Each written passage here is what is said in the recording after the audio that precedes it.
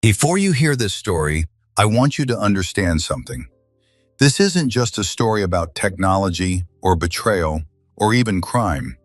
It's a story about how easily trust can be used against us, especially when it comes from someone we love. We're taught to watch out for strangers, for loud threats, for obvious danger. But no one prepares you for the kind that arrives with a smile, a gift, and good intentions on the surface. As you listen, don't rush to judge the characters in this story. Instead, ask yourself one question. What would I have done if this were happening to me? My name is Ray. I'm 56 years old, and I discovered my own stepdaughter was trying to take over my life while we sat across from each other in a bank conference room. Between us lay a pair of white earbuds, small and harmless looking, yet heavy with meaning, like a loaded weapon no one had fired yet. The room was dead silent, broken only by the faint hum of an air vent above me. Megan kept talking, her voice sharp, rushed, defensive, but I wasn't really hearing her anymore. My eyes stayed on those earbuds. Cheap plastic, streaked with fingerprints. The same ones she'd wrapped in birthday paper and mailed to me with a smiley face on the card. Just 3 days earlier, I'd believed they were nothing more than a thoughtful gift. Realizing the truth felt like the ground shifting under my feet. To understand how I got there, I need to go back. I live in Toledo, Ohio, on the quiet side of town, where every house looks like it came from the same tired 1970s blueprint. Aluminum siding, short driveways, lawns that turn brown every August, no matter how much water you pour into them. I work as a facility supervisor at St. Nan's Regional Hospital, which is really just a polite way of saying I keep the place from falling apart. Boilers, vents, doors that refuse to close. I've been there for 22 years, long enough to fade into the background, the kind of person people don't notice until something breaks. That Tuesday was my 56th birthday. No big plans. Elaine, my wife, forgot until noon. That hurt more than I let on. At work, the guys in maintenance surprised me with a sheet cake from Kroger and one of those cards everyone signs, but nobody really reads. Someone wrote, "Don't die on us" in blue ink. I laughed. "You're supposed to." I told them I'd gotten a package that morning from Megan. That raised a few eyebrows. Megan is Elaine's daughter from her first marriage. She's 32, sharp as a tack, always in a hurry. We've never been close, but we've been civil. That morning, seeing my name in her handwriting felt nice, unexpected, like maybe I mattered more than I thought. Inside the box were white wireless earbuds. Nothing fancy, no brand I recognized. A note said, "Thought these might make work a little easier. Happy birthday, Ray." I brought them to work the next day, still feeling that small, warm surprise in my chest. During lunch, I pulled them out to show the guys. Bob joked that at my age I should be buying a walker, not earbuds. Dennis leaned over the table and asked if he could see them. Dennis Brody is about my age. Worked Army signal back in the day before landing in hospital maintenance.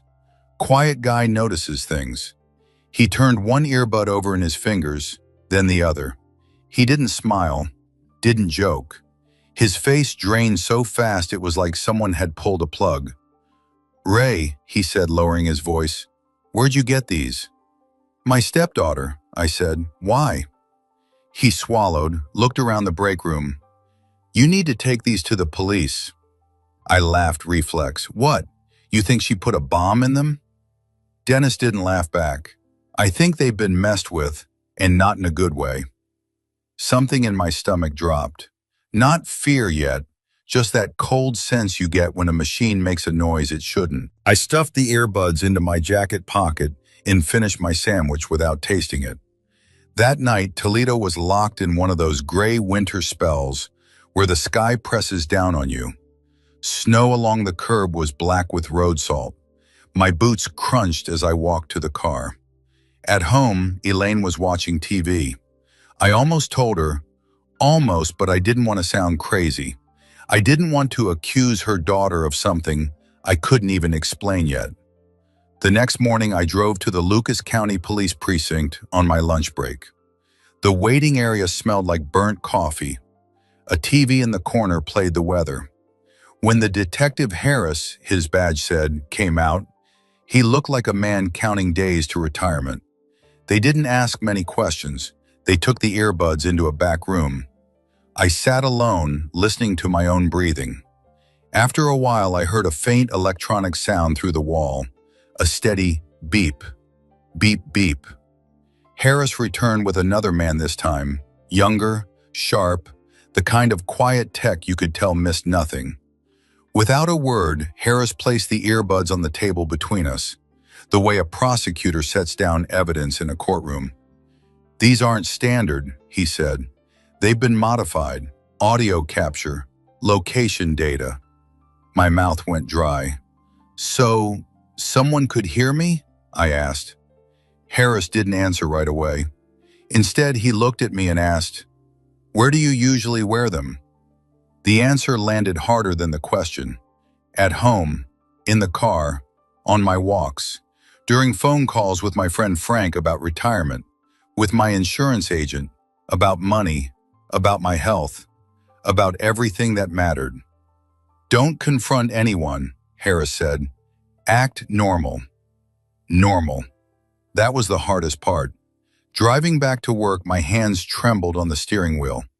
I thought about Megan's neat handwriting, her warm smile at Thanksgiving, how effortless it is to hurt someone who wants to trust you. That night, I set the earbuds on the kitchen counter and stared at them.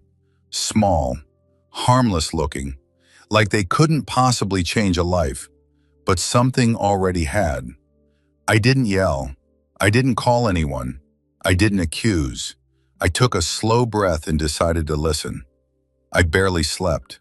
I kept waking up convinced I heard static, breathing, a faint click that didn't belong to the house.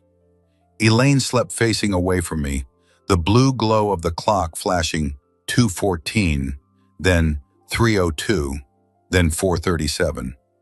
Every time I closed my eyes, I saw those earbuds sitting on the cold metal table at the precinct. By morning, the fear had settled into something heavier, not panic, not rage, but a cold, steady focus. The kind I'd only felt a few times before, during a January boiler failure or when a pipe burst above the ICU. Moments when everything is on the line and losing your head only makes it worse. At work, I went through the motions, checked air handlers, signed off on a work order, joked with Bob about the Browns blowing another season. It all felt like a performance. Near the loading dock, Dennis caught my eye. He didn't say a word, just nodded once, like he knew something I didn't. At lunch, my phone buzzed. Unknown number. "Mr. Keller," the voice said, "this is Detective Harris." I stepped outside into the cold, the wind cutting straight through my jacket. "We ran a deeper check," Harris said. "Those modifications weren't random. Whoever did this knew exactly what they wanted." "What does that mean?" I asked. "It means they weren't just listening for gossip." I leaned against the brick wall. Snow rattled across the pavement. Harris explained it carefully, like he was talking to someone his own age. The earbuds weren't illegal by themselves. The problem was how they'd been altered and paired. They could activate without me touching them. Stream audio, ping location. "Think of it like this." He said, "Someone wanted a window into your routines." My routines. I pictured myself in the car, talking out loud about numbers I'd never written down, and about how much the house was worth now, about the insurance policy I'd updated after my last physical, and about how sometimes when I stood up too fast, the room tilted. "Why?" I asked. There was a pause on the line. "That's the part we can't answer yet." After work, I drove home slow, passing the same strip malls I'd passed 1,000 times. Menards, Duncan, a place selling mattresses with banners promising no credit, no problem. I wondered how many people walked into traps smiling. Elaine was in the kitchen when I got home sorting mail. She looked tired. I almost told her everything. The words were right there. Instead, I asked casually, "Did Megan call today?" Elaine shook her head. "No, why?" "No reason." That night I did something that made my stomach twist. I took the earbuds out of the drawer and put them on. They fit easily, light, comfortable. That almost made it worse. I walked through the house talking out loud like I always had about the furnace, about dinner, about how the neighbor's dog wouldn't shut up. Then I sat at the kitchen table and said, clear as day, I should really look into changing my beneficiary. I waited. Nothing happened. Of course not. Whoever was listening wasn't sitting in my kitchen. The next morning, Megan texted Elaine, "How's Rye feeling? He sounded tired last time we talked." Elaine frowned at the screen. "That's odd," she said. "I haven't talked to her in a week." My chest tightened, slow and deliberate. At the precinct later that afternoon, Harris listened while I told him everything. The text, the timing, the earbuds. He didn't look surprised. He just leaned back in his chair and folded his hands. "Here's what I need you to understand," he said. "If you confront her now, she'll deny it. Maybe cry, maybe flip it around on you, and then whatever she's planning, she'll take underground." "So, what do I do?" I asked. "You observe," he said. "You document, and you let people show you who they are." I sat there staring at the scuffed linoleum floor. 56 years old, and suddenly my life felt like a case file. In the parking lot, I stayed in my car for a long time.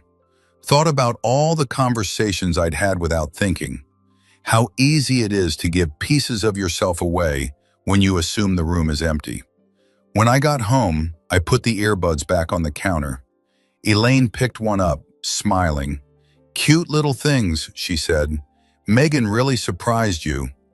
"Yeah," I said she did. That night, lying in bed, I made a decision that scared me almost as much as the truth. If someone wanted to listen to me so badly, I was going to give them something worth hearing. The next morning, I put the earbuds on before I even poured my coffee. That was the hardest part to admit to myself later. Not that I wore them, but that a part of me wanted to. Curiosity mixed with fear has a way of doing that. Like touching a wire, might still be live. I didn't play music. I didn't make calls. I just let them sit in my ears while I moved around the kitchen, letting the house wake up with me. The old refrigerator hummed. The furnace clicked on and off. Elaine patted down the hallway in her socks. "Morning," she said. "Morning," I answered, steady as I could manage. I kept my voice normal. That took effort. I've worked around machines long enough to know that panic shows in the smallest vibrations. Same with people. At work, I treated it like a system test. That's what made it feel manageable. Boilers, vents, cameras. You don't accuse them of breaking. You test inputs and observe outputs. At 10:30, I walked the mechanical floor and said out loud, "Frank says the Florida timeshare might finally sell. If it does, I'll roll it straight into a trust. Probably makes sense." I said it like I was talking to myself, because I often do. At noon, nothing happened. At 2, my phone buzzed. Unknown number again. This time, it wasn't Harris. It was Megan. "Hey Ray, random question. Are you still thinking about selling that place in Florida?" Mom mentioned it once and it got me thinking. My hands went cold, but my face stayed calm. I typed back slowly. "Maybe still figuring things out." I set the phone down and went back to work. Fixed a door closer on the 3rd floor. Signed off on an inspection sheet. Drank bad coffee from a paper cup. The world didn't end. That somehow made it worse. That evening, Megan showed up at the house with a container of soup. Elaine was surprised. So was I. "I was in the area," Megan said, smiling too wide. "Thought I'd check on you." "I'm fine," I said. She tilted her head. "Mom said you sounded tired lately." Elaine shot me a look. "I didn't say that." Megan waved it off. I just worry, that's all. You know, at your age. There it was. Soft, casual, wrapped in concern. We ate in the kitchen. Megan watched me more than her food. Asked if I'd been dizzy, if work was stressful, if I was keeping up with my appointments. I answered honestly where I could, vaguely where I couldn't. All the while I could feel the earbuds warm against my ears like they were alive. That night, after she left, Elaine said she's just trying to be nice. I know, I said, but I didn't believe it anymore. Over the next 2 days, I kept feeding the line carefully. I talked about changing beneficiaries, about maybe needing help with paperwork, about how my memory wasn't what it used to be. Each time Megan reacted, sometimes within hours, sometimes the next day, a text, a call, a just checking in. Once I pushed it too far, I told the empty car with the earbuds on that I'd almost forgotten to pay the electric bill. That scared me. I shouldn't have said it. Fear makes you sloppy. That evening, Elaine asked, "Did you pay the electric?" I froze. "Of course," I said. "A second too late." She frowned. "Megan mentioned something about you forgetting bills." There it was, proof. And something else. Elaine was in the middle of it, whether she knew it or not.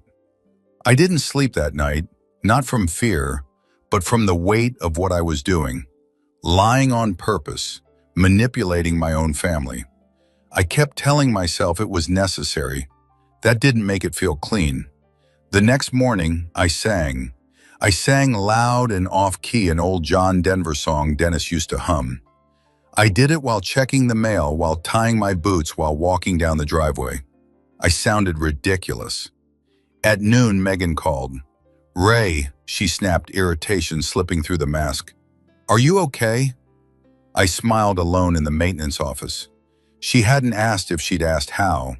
That was when I knew this wasn't about curiosity. It wasn't about care. It was about control. And the longer I let her listen, the more rope she gave herself. Still, doubt crept in at night. I worried about what I was becoming, about whether winning would cost me whatever was left of my marriage, about whether I'd recognize myself when this was over. But every time I hesitated, I thought about those earbuds on the table at the precinct, about how easy it would have been to keep wearing them, never knowing I wasn't the mouse anymore. I just had to figure out what trap she was building and how to spring it without losing my footing. I didn't find the paperwork all at once. It came to me the way bad news usually does, piece by piece, when you're not looking for it, when your guard is down just enough to let it hurt. It started with the mail. A plain white envelope from our bank sat on the kitchen counter one evening, half hidden under grocery coupons and a flyer for a church fish fry. Elaine hadn't opened it yet. She never opened the bank mail. That was always my thing. Inside was a notice asking me to confirm an upcoming appointment regarding a home equity review. I stared at the date. I hadn't scheduled anything. When I asked Elaine about it, she hesitated, just a fraction of a second too long. "Oh," she said, "Megan asked if you'd talked to the bank lately. She said maybe they were reaching out because of interest rates." That was all she said. Then she turned back to the sink. I didn't push. Not yet. The next morning before work, I went down to the basement. The furnace was rattling again, and that gave me a reason, at least on the surface. While I was down there, I opened the old filing cabinet we'd had since the 90s. The one with the bent drawer and the smell of dust and cardboard. Insurance papers, tax returns, manuals for appliances we no longer owned. Then I saw something that didn't belong. A thin folder, newer, too clean. Inside were printed documents, templates, really headings in bold. Legal language that looked official without quite being official. Words jumped out at me like warning lights. Power of attorney, capacity evaluation, guardianship petition. My hands went numb. I sat on the basement steps and read every page slowly, Notes in the margins written in Megan's handwriting. Short, efficient phrases. Dad forgets dates. Confused about finances. Doctor visit soon. Doctor visit. My stomach dropped. This wasn't just about money. This was about control. About taking away my right to speak for myself and replacing it with paperwork and a smile. I thought about the earbuds again, about the things I'd said while wearing them, about how easy it would be to clip together a story of decline if you had enough audio to cherry-pick from. Upstairs, Elaine called down, asking if I'd found the problem with the furnace. In a minute, I said. My voice echoed back at me, steadier than I felt. That afternoon, I drove to the bank on my lunch break. The lobby smelled like carpet cleaner and burnt coffee. I didn't accuse, I asked questions, polite ones, the kind you ask when you don't want anyone to know how close you are to the edge. The loan officer, a young guy with a tight smile, confirmed that someone had called asking about my eligibility for a home equity line. Not me, a woman, said she was helping her stepfather manage things. Did she have authorization? I asked. He shifted in his chair.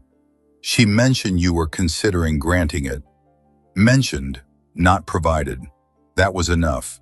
I went back to work, shut my office door, and called Detective Harris. He listened, didn't interrupt. When I finished, he let out a slow breath. This isn't uncommon, he said. What makes it dangerous is the timing. Audio surveillance plus guardianship paperwork is a bad combination. So, what do? I asked. You keep doing exactly what you're doing, he said, and you don't sign a thing. That night, Megan came over again. She brought dessert this time, store-bought, smiling. Mom said you found some paperwork, she said lightly, as if she were talking about a recipe. I was just trying to help get things organized. You know, for the future. The future? I repeated. She nodded. At our age, it's smart to plan. Our age. I looked at Elaine. She wouldn't meet my eyes for a moment. Just one. I wanted to end it, lay everything out, tell them I knew, tell Megan to get out. Instead, I nodded. Planning makes sense. Megan relaxed just a little. That night, after everyone went to bed, I sat in the car with the earbuds in and talked about scheduling a doctor's appointment, about memory tests, about wanting someone with me in case I forget something. I hated every word. The next morning, Megan texted, I can go with you if you want. It might be easier. There it was.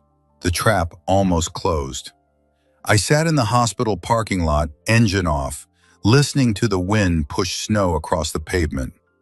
I thought about the day Megan called me Dad for the first time, about teaching her to drive in the same lot years ago, my hands tight on the door handle while she jerked the wheel. I trusted her then. Trust doesn't die all at once. It leaks out slowly like heat through a cracked window until you're cold and don't remember when it happened. I texted back, Thanks, let me check my schedule. Then I called Harris. I think I know where this is going, I said, and I think I can prove it. Careful, he said. This is the part where people make mistakes. I knew he was right, because even as the net was tightening around Megan, it was tightening around me too. One wrong word, one signature, one moment of anger, and I'd be exactly where she wanted me. I took the earbuds out and placed them on the passenger seat. Small, white, silent. They weren't stealing my mind. Not yet. The hardest part wasn't pretending to be confused. The hardest part was pretending to be calm. Every instinct I had told me to confront Megan, to put the papers on the table, and ask her what kind of person plans to erase another human being with forms in fine print. But Detective Harris had been clear. Anger would only make me sloppy. Sloppy would make me lose. So I slowed everything down. At work, I stuck to routines, checked the boilers at the same times, walked the same quarters, ate lunch in the same break room chair with the cracked vinyl. I let the earbuds sit in my pocket most days, but I wore them just often enough to keep the illusion alive. I talked to myself more in the car. I mentioned being tired. In the garage, I muttered about paperwork giving me a headache. Once standing in the basement, I said out loud that I was glad Elaine handled most things now. Each sentence tasted bitter. Each one felt like sandpaper on my pride. The responses came quickly. Megan texted reminders, offered rides, asked if I'd thought about making things official so she could help more. Her language was careful, but it was always pointed in the same direction, towards signatures, appointments, authority. Elaine grew quieter. One evening while we were folding laundry, she said, "Megan's just worried. You don't have to be so stubborn." That word stubborn cut deeper than she knew. I almost told her everything right then, almost pulled the folder from the drawer and laid it on the bed between us. My mouth opened. Then she added, "She says you forget things sometimes." I closed my mouth. Instead, I nodded. Maybe I do. That was the moment I nearly lost control. I drove to the hospital parking lot after dinner and sat there in the dark, engine running, watching my breath fog the windshield. I thought about all the years I'd worked to keep that place running, all the systems I'd learned by heart. No one called me forgetful when the heat stayed on in February. I called Dennis. "I need you to tell me if I'm crazy," I said. He didn't hesitate. "You're not." Dennis helped me do what I couldn't do alone. Organize dates, times, messages. He showed me how to save everything in multiple places, how to print out logs so they couldn't be lost. He reminded me to write things down by hand because juries and banks still trust ink. "People your age get dismissed," he said gently. "Paper keeps you from disappearing." The next setback came from the police. A younger officer, Harris, looped in, took a look at the situation, and shrugged. "Looks like family drama," he said. "No money's actually been taken yet." That night, I punched the steering wheel hard enough to make my knuckles ache. It took everything in me not to drive straight to Megan's apartment and blow the whole thing open. That was my mistake. I called her instead. Not angry, just too direct. "Megan," I said, "why are you talking to the bank about my house?" There was a pause, a long one. "I'm just trying to help," she said. "Mom asked me to." The line went dead. I sat there, heart pounding, knowing I'd said too much. For the next 2 days, nothing happened. No texts, no calls, no surprise visits. The silence was worse than the pressure. I was certain I'd tipped her off and lost my chance. Then the email came from Megan. Subject line, "Next steps." She wrote about scheduling a meeting at the bank, about how it would be less stressful if we all sat down together. She attached a list of documents she suggested I bring. At the bottom, almost as an afterthought, she added, "I talked to Mom. She agrees this is for the best." That was it. The proof Harris needed. I forwarded everything to him and to the bank's fraud department. This time, they listened. The tone changed. Meetings were scheduled, not the kind Megan expected. Elaine cried when I told her the truth. Not loud sobs, just quiet tears that soaked into her sweater. "I didn't know," she kept saying. "I didn't think. I know I said and I meant it, but knowing didn't undo the damage." The night before the bank meeting, I barely slept. Not from fear this time, but from the weight of what was coming. Public things have a way of changing people forever. In the morning, I dressed carefully. Clean shirt, old coat, nothing dramatic. I put the earbuds in my pocket one last time. I wasn't going to need them anymore. The conference room at Great Lakes Community Bank was smaller than I expected. No courtroom drama, no wood paneling, just a long laminate table, a wall-mounted TV that wasn't turned on, and a pot of coffee that had been sitting there long enough to burn. The kind of room where people sign papers they don't fully understand and convince themselves it's fine. Megan arrived first. She wore a gray blazer and carried a leather, folder-like armor. Confident, focused. She didn't look at me when I came in, just nodded like we were co-workers waiting on a meeting to start. Elaine came in last. She looked smaller somehow. Tired, she sat beside Megan, hands folded tight in her lap. I took the chair across from them and set my coffee down. I didn't say a word. The bank investigator, Linda Morales, introduced herself. Calm voice, professional smile. Detective Harris sat off to the side, notebook closed, observing. Linda slid a stack of papers onto the table. Not toward me, toward Megan. Before we begin, Linda said, we need to clarify a few things. Megan smiled. Of course. Linda tapped the top page. These emails, these calls, this appointment request, you initiated them, correct? Megan nodded. I was helping my stepfather. He's been overwhelmed. She glanced at me just long enough to sell the story. I took a sip of coffee. It was terrible. Linda continued. You claim Mr. Keller was considering granting you financial authority? Yes, Megan said. We've talked about it. That's interesting, Linda replied, turning a page. Because Mr. Keller hasn't signed anything, and yet you requested information typically reserved for authorized agents. Megan's smile tightened. I was just gathering options. Harris leaned forward for the first time. Options usually don't include misrepresenting someone's mental capacity. The word capacity landed hard. Elaine looked up. What? Linda slid another document forward. The guardianship templates, the notes in the margins, photocopies, clean, labeled. Elaine's breath caught. Megan, what is this? Megan's face flushed. Mom, it's not what it looks like. I set my coffee down and finally spoke. It looks like paperwork, I said. Paperwork meant to replace me. The room went quiet. Linda pressed a button on a small recorder. There's more. She played an audio clip. My voice filled the room slightly, shaky, confused, talking about forgetting appointments, about needing help. Megan's eyes widened. Where did you get that? Linda didn't answer. Harris did. From the device you gave him. The earbuds were placed on the table, right in the center for a moment.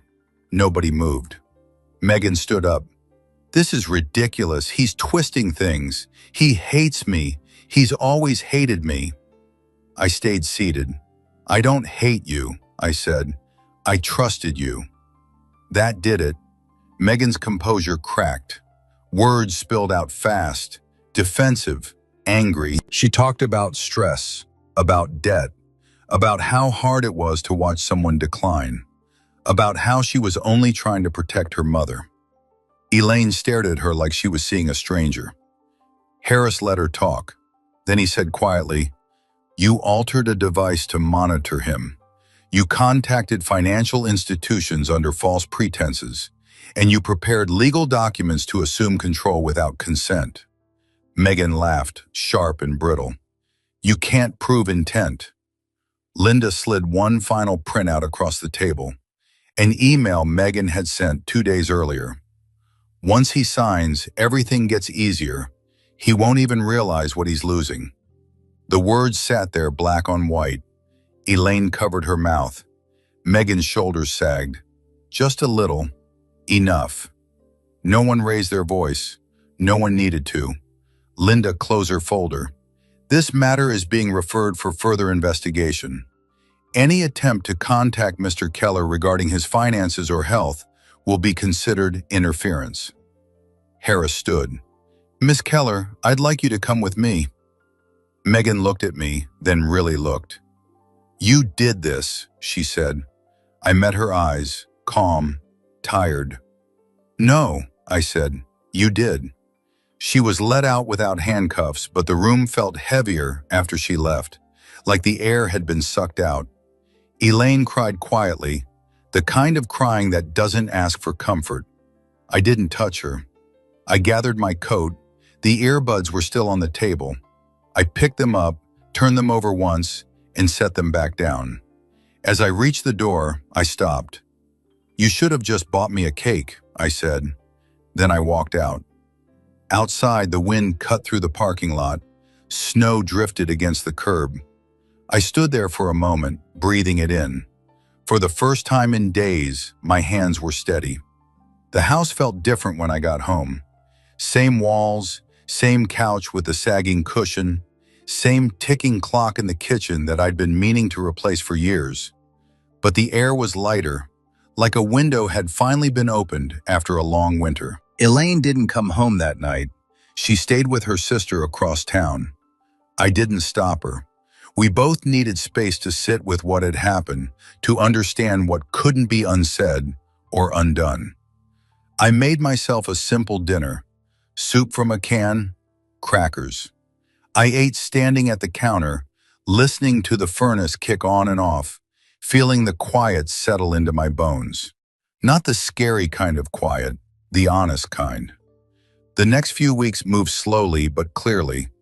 I met with a lawyer, updated my documents, changed passwords I didn't even remember setting. I closed accounts, opened new ones, and learned how much of modern life runs on trust you never think to question. Detective Harris checked in once. The investigation was ongoing, he said. He didn't promise outcomes he never had, but his tone told me enough. At work, life went back to normal, or as normal as it ever gets in a hospital. Boilers still broke, doors still stuck. People still assumed the building just worked on its own. I didn't mind. Dennis slapped me on the shoulder one morning and said, "You okay?" I nodded, getting there. He smiled. That was enough. Ela and I talked eventually, not all at once, not in a single dramatic conversation, just bits and pieces over coffee, over folded laundry, over the things you still have to do, even when your heart's been shaken. She cried again. She apologized again. I listened, but I didn't rush forgiveness. At our age, you learn the difference between ending something and allowing it to change shape. Some things shatter completely. Others bend, warp, and never quite return to what they were. I stopped using wireless earbuds after that. It may sound small, but to me it wasn't. I went back to the old wired kind, the ones that knot up in your pocket and tug sharply if you step too far from your phone. They're inconvenient, but honest. They remind you that you're connected and that every connection has a limit. Late at night, I still think about how close I came to signing a single piece of paper that would have erased me without a sound. No shouting, no confrontation, just forms, signatures, and a story written behind my back. That's the part that still stays with me.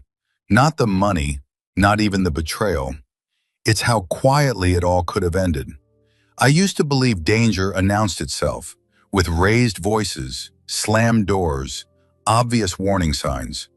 What I learned at 56 is that sometimes it arrives wrapped in birthday paper, with a smile and a note that says, "Happy birthday, Rye." If you're listening to this and thinking, that could never happen to me, I used to believe that too. I was careful, responsible, the guy who fixed things for everyone else. All it took was one gift I didn't question. So here's what I'll leave you with. Trust your instincts. Pay attention when something feels off, especially when it comes from someone you love. Ask questions. Take notes. Don't be ashamed to protect yourself. If this story leaves you feeling uneasy, that's not an accident. Real life doesn't always give us clear villains or dramatic warnings. Sometimes the greatest threats don't shout, they whisper. The lesson here isn't to live in fear or to stop trusting people altogether. It's to stay aware, to listen to your instincts, to slow down when something feels off, even if you can't explain why.